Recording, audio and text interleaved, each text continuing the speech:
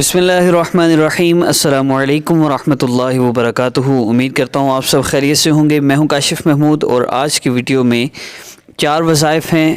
پہلا وظیفہ ہے کسی کے دل میں محبت پیدا کرنے کے لیے، دوسرا ہے چہرے کی خوبصورتی کے لیے، تیسرا امتحان میں کامیابی کے لیے، اور چوتھا ہے ہر حاجت پوری ہونے کے لیے۔ ان چاروں مسائل کے حل کے لیے وظائف ہیں۔ کچھ بیسک شرائط ہیں جو میں مستقل سب وظائف کی عرض کروں گا، وہ سب کی سیم ہوں گی، اور وظیفہ کے ریلیٹڈ اللہ رب العزت سے دعا ہے کہ آپ ان مسائل میں سے کسی بھی مسئلے میں مبتلا ہیں، پریشان ہیں، اللہ رب العزت آپ کی پریشانی کو دور فرما دیں، اور اللہ رب العزت ہر تکلیف سے، ہر مصیبت سے، ہر آنے والی آزمائش سے آپ کو محفوظ فرما دیں، عافیت والا معاملہ فرمائیں، اور سکون، راحت، عزت، عافیت، نعمتوں اور برکتوں والی زندگی ہم سب کو عطا فرمائیں۔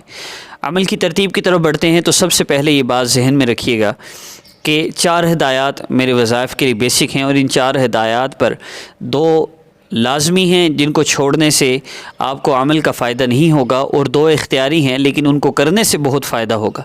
جو 2 لازمی ہیں ان میں سب سے پہلی چیز نماز کی پابندی ہے۔ اگر آپ نماز قضا کرتے ہیں تو پہلے نماز کی پابندی کریں۔ اگر نماز کی پابندی نہیں ہو رہی تو واٹس ایپ پر مجھ سے چینج اور لائف کورس کریں، اس سے اللہ رب العزت بندے کو اعمال کی، نماز پڑھنے کی اور اللہ رب العزت سے جڑنے کی اللہ توفیق دیتے ہیں۔ پہلی بات ہو گئی۔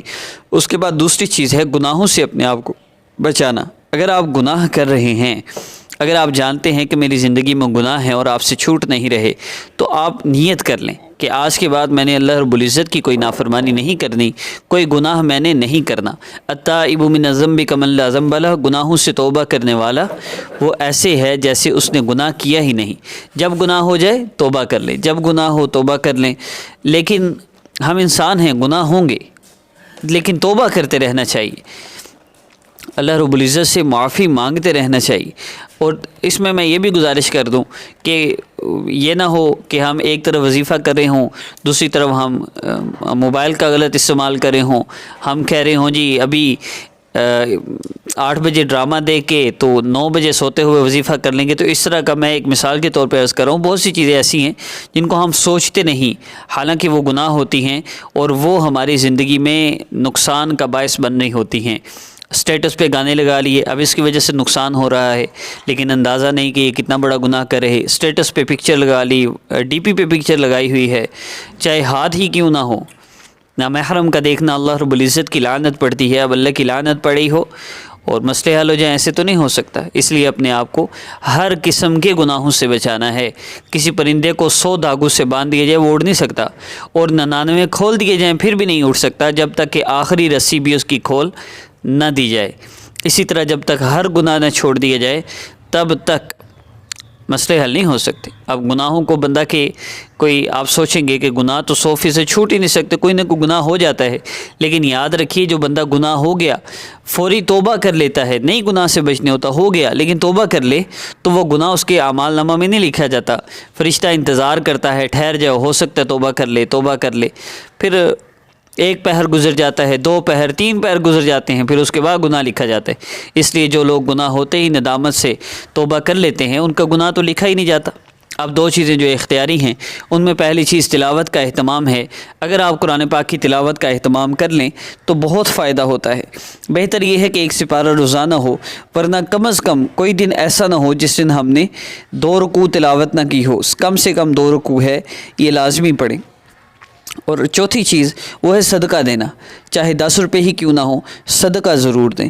اور صدقہ میں کوشش کریں اس بات کا کہ اپنے عزیز و اقارب، دوست، رشتہ دار اور پڑوسی، ان کا خیال کیا جائے۔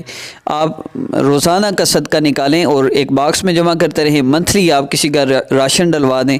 یہ گلیوں میں مانگنے والے آج کل زبردستی گھروں میں عورتیں گھساتی ہیں، پاکستان میں تو ایسے ہی ہوتا ہے، گھر میں اندر گھس جاتی ہیں اور کھڑی ہو جاتی ہیں، جب تک کچھ دینا نہیں انہیں نکلنا نہیں۔ تو ایسے لوگوں سے اپنے آپ کو بچانا چاہیے، اور اللہ رب العزت حفاظت فرمائے۔ چوری چکاری اس طرح بہت کیس ہو رہے ہیں، خیر میں اس بارے میں بات نہیں کرتا۔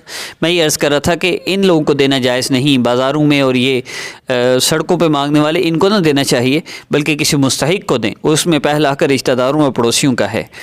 اور عمل کی ترتیب کی طرف بڑھتے ہیں تو سب سے پہلی چیز آپ نے 2 رکعت نفل حاجت کی نیت سے پڑھنے ہیں۔ حاجت کی نیت سے۔ اور اس میں وقت کے بارے میں بات کی جائے اور تعداد کے بارے میں تو میں وہ بھی عرض کر دوں گا۔ ان سب وظائف کے وقت کے حوالے سے بات کی جائے تو وقت مخصوص نہیں ہے، آپ کسی وقت بھی کر سکتے ہیں۔ 24 گھنٹے کے اندر کسی بھی وقت اللہ رب العزت سے مانگنے کے لیے کوئی وقت محسوس کرنا ضروری نہیں ہے۔ اور بہتر یہ ہے کہ جب بھی آپ وظیفہ کریں، چاہے نماز پڑھنی ہو نہ پڑھنی ہو، آپ قبلہ رو ہو کے مصلی پر بیٹھ کے عمل کیا کریں، اس سے فائدہ ہوتا ہے۔ لیکن اگر کوئی عذر ہے تو یہ بھی ضروری نہیں ہے، یہ بھی اختیاری چیزوں میں ہے۔ اب 3 احادیث مبارکہ ہیں جن سے میں وظیفہ لیتا ہوں، میں وظیفہ عرض کرتا ہوں۔ ان 3 احادیث مبارکہ کو میں عرض کروں گا، اور ان 3 احادیث مبارکہ سے جو وظیفہ میں نے لیا ہے وہ میں آپ کو بتاؤں گا انشاءاللہ، چاروں مسئلوں کے لیے الگ الگ۔ کچھ چیزیں بیسک ہیں وہ میں عرض کر دوں۔ سب سے پہلے یہ کہ آپ نے 2 رکعت نفل حاجت کی نیت سے پڑھنے ہیں۔ اس کے بعد آپ نے اپنے مسئلہ کے لیے اللہ رب العزت کا ذکر کرنا ہے جو میں بتاؤں گا چاروں وظائف میں۔ اور اس کے بعد آپ نے جتنا ہو سکے آقا پاک صلی اللہ علیہ وسلم پر درود پاک پڑھنا ہے۔ پھر اس کے بعد اللہ کے نبی صلی اللہ علیہ وسلم فرمائے، جس کا مفہوم ہے کہ میرے صحابی تم اللہ رب العزت کی عظمت اور بڑائی کو بیان کرو، پھر اس کے بعد جتنا ہو سکے مجھ پر درود پاک پڑھو، پھر جو چاہو اللہ سے مانگ لو، پھر آپ جو چاہیں اللہ سے مانگ لیجئے۔ اب اس میں ایک چیز ذہن میں رکھیے گا کہ ہمارے مسائل کو حل کرنے والی ذات اللہ رب العزت کی ذات ہے۔ اللہ پاک کے سوا نہ کوئی ہمارے مسئلے حل کر سکتا ہے، نہ کوئی ہمارے مسئلے بنا سکتا ہے۔ اپنی والدہ کا نام بہت سے لوگ دیتے ہیں اور اس کی وجہ سے ان پر جادو، نصیبت بندش اور بہت کچھ کر دیا جاتا ہے۔ پہلے نہیں ہوتا، کر دیا جاتا ہے۔ حتیٰ کہ اس راستے میں پیسے لوٹنا اور یہ ساری چیزیں تو بہت نارمل ہیں۔ سب سے خباثت اس راستے میں یہ ہے کہ ان عورتوں سے جنات زنا کرتے ہیں جو نام والدہ کا نام دیتے ہیں، اور بہت کچھ ہے۔ میں کیا اس راہ میں 5 سال میں جو تاریکیاں دیکھی ہیں میں ان کی بات نہیں کرتا۔ بعض لوگوں کو تقریریں لگتی ہیں، لیکن اب میں نے ان کی پرواہ کرنا چھوڑ دی۔ آپ لوگوں کے فائدے کی ہر بات میں کروں گا۔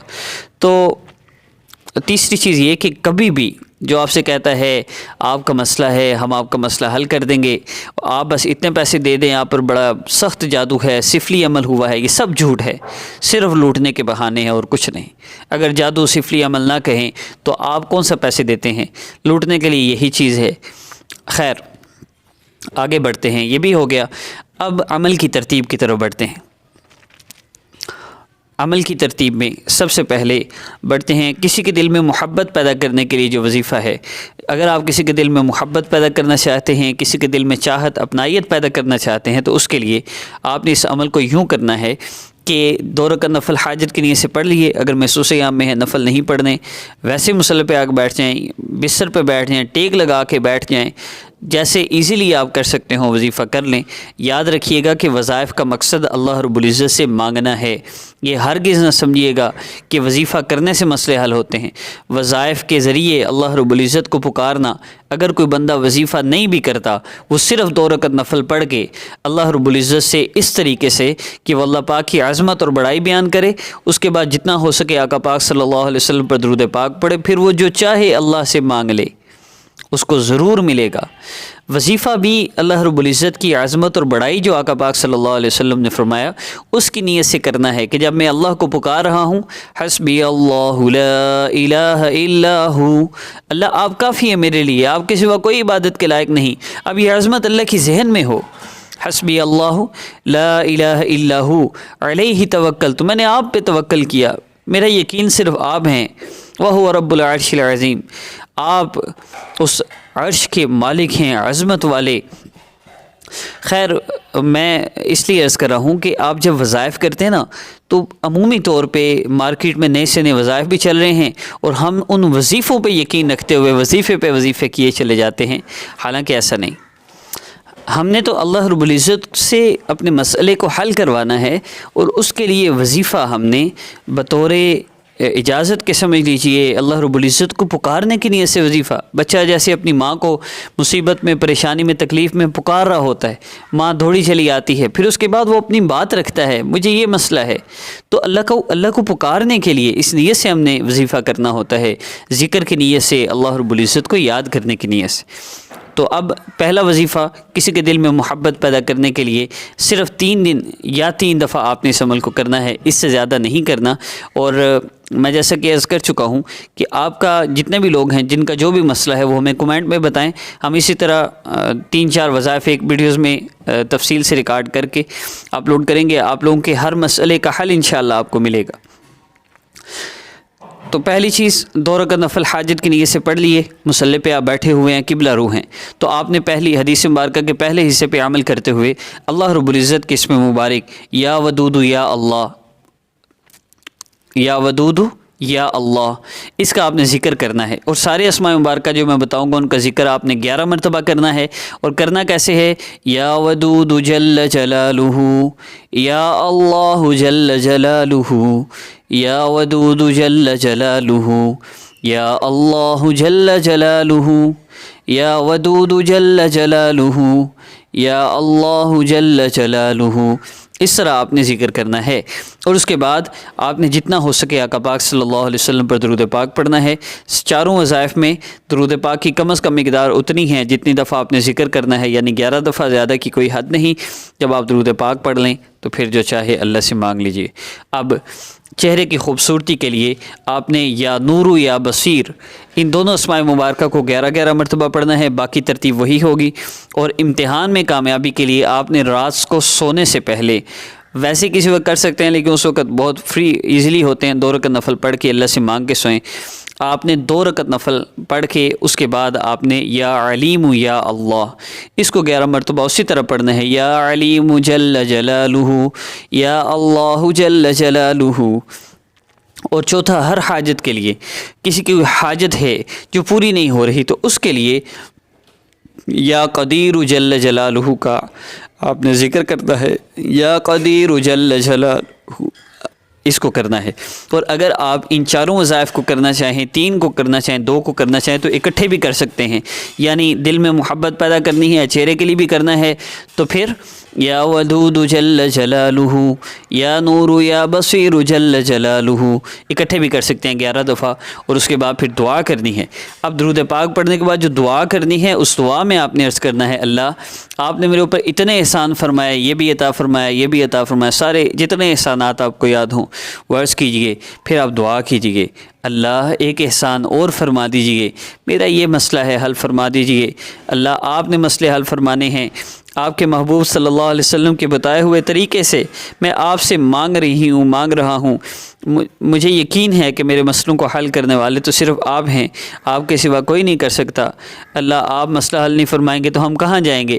ہم نے تو آپ کے در پہ ہی رہنا ہے، آپ میرا مسئلہ حل فرما دینا۔ اللہ اتنے احسانات اور فرمائے، ایک احسان اور فرما دیجئے، اپنا مسئلہ بتائیے۔ انشاءاللہ یہ صرف 3 دفعہ آپ نے عمل کرنا ہے، 3 دن میں کر لیں یا 1 دن میں کر کے 3 دن دیکھیں، انشاءاللہ 3 دن کے اندر آپ اس کا فائدہ دیکھیں گے۔ اور آخری چیز، جب آپ دعا کر لیں تو اس کے بعد آخر میں درود پاک ضرور پڑھیے گا۔ حدیث مبارکہ کا مفہوم ہے جس عمل کے شروع آخر میں درود پاک نہ ہو وہ اللہ رب العزت کے یہاں پہنچتے ہی نہیں۔ اس لیے مشکوٰۃ شریف کی روایت حضرت عمر رضی اللہ تعالیٰ عنہ روایت کرتے ہیں، اس لیے اس کا آپ نے خاص طور پہ اہتمام رکھنا ہے۔ میں پھر آپ سب سے گزارش کروں گا، وظائف میڈیسن کی طرح ہیں، ان کو اصل نہ سمجھا جائے۔ بہت سے لوگ وظیفے سب کچھ وظیفوں کو سمجھتے ہیں اور وہ وظیفے بھی کر رہے ہیں جن کا شریعت میں صرف اور صرف گناہ ہے، عذاب ہے، شرکیہ وظائف اور کفریہ وظائف، اور ایسے وظائف کر رہے ہیں۔ خدا ان چیزوں سے بچیے۔ اللہ رب العزت سے مانگنے کا راستہ نماز اور دعا ہے، ان راستوں پر چلیے۔ اسلامی خبر آسان وظیفہ آفیشیل پر یہی وظائف ملیں گے اور مکمل گائیڈ لائن کے ساتھ ملیں گے۔ اس لیے اگر کوئی اسلام کی حدود میں رہتے ہوئے وظائف کرنا چاہتا ہے اور سکون سے اپنی آخرت کے سارے مسئلے بھی حل کروانا چاہتا ہے تو اسلامی خبر آسان وظیفہ آفیشیل سے جڑ جائے۔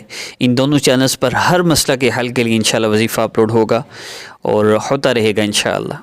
السلام علیکم ورحمۃ اللہ وبرکاتہ۔ میری حوصلہ افزائی کرتے ہیں، ویسے عمل کی اجازت کے لیے، ہماری حوصلہ افزائی کے لیے چینل کو سبسکرائب فرما لیجیے، اور یہ آپ کی طرف سے ایک حوصلہ افزائی ہوتی ہے، خوشی ہوتی ہے۔ آپ لوگ پسند کرتے ہیں، ویڈیو کو لائک کیجیے، اور جن لوگ کو تقریر لگتی ہے میں ان سے تو بات ہی نہیں کرنا چاہتا، اس لیے السلام علیکم ورحمۃ اللہ۔